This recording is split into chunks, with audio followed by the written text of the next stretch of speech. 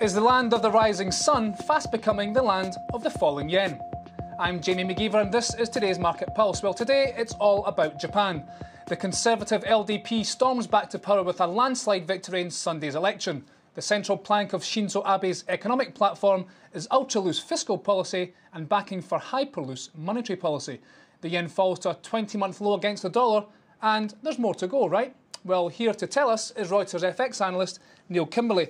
Neil, as a yen bear, this must be music to your ears, so let's get the upside targets on dollar yen out the way first. Well, Jamie, last time we were on, we were talking about the yen. I said I was looking for 85 by year end, which is also now the 200-week moving average. I still think that's easily attainable.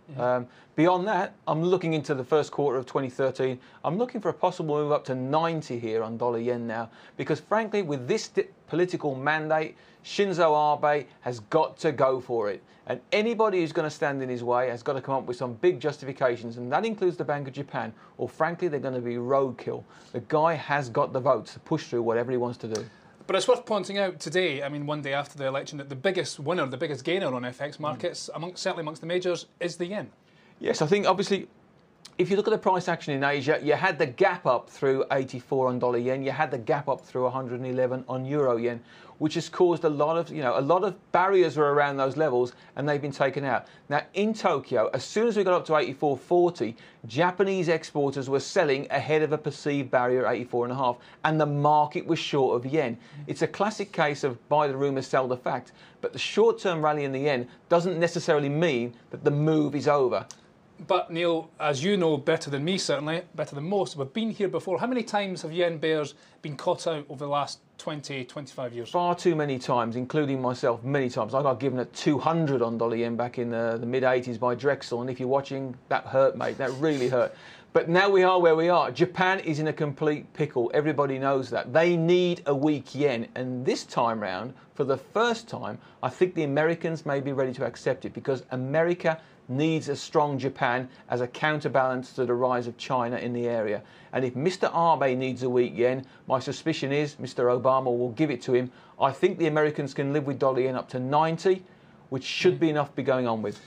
But on the other hand, and to play devil's advocate again here, positioning is so heavily skewed. IMM contracts, 94,000 net short yen. It's the biggest positioning against the yen in over 5 years, and every bank and their granny seems to be calling for a lower yen.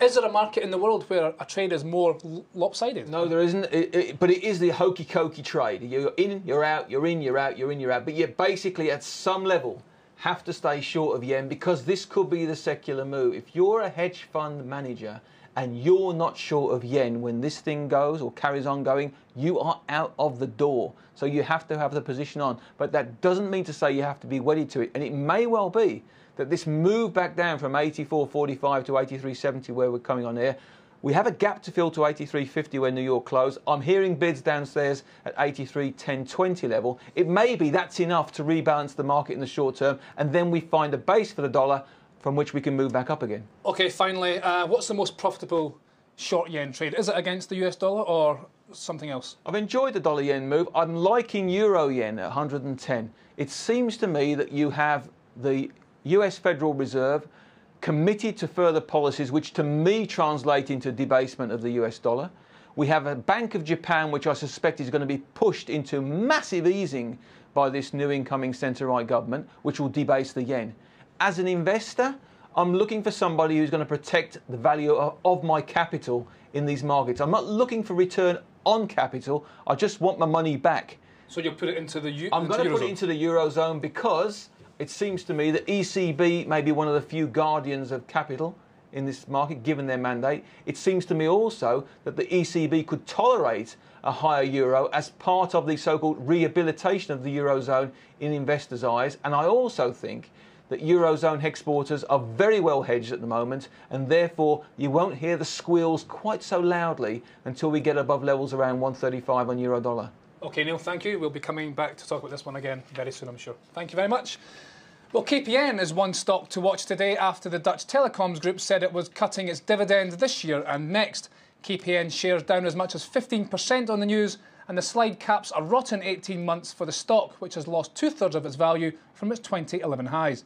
That's a headache for Mexican tycoon Carlos Slim, who owns around a quarter of the company. And I'll leave you with a look back at this day in history, a day when globalisation really took off. Exactly 109 years ago, on the 17th of December 1903, the Wright brothers conducted the first flight of a powered aircraft.